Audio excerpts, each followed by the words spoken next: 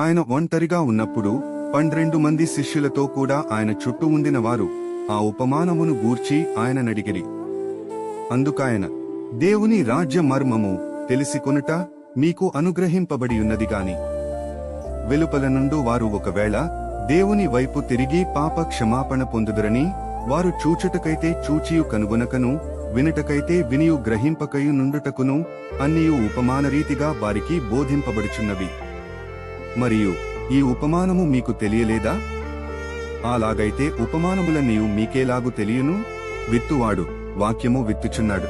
త్రోవ ప్రక్కనుండు వారెవరనగా వాక్యము వారిలో విత్తబడునుగాని వారు వినిన వెంటనే సాతాను వచ్చి వారిలో విత్తబడిన వాక్యం మెత్తికొని పోవును.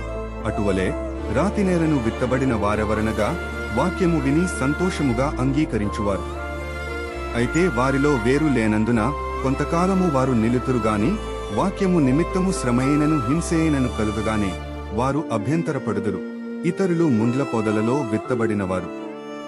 వీరు వాక్యము విందురుగాని ఐహిక విచారములను, ధనమోసమును, మరి ఇతరమైన అపేక్షలను లోపల చొచ్చి వాక్యమును అణచివేయుట వలన అది నిష్ఫలమగును.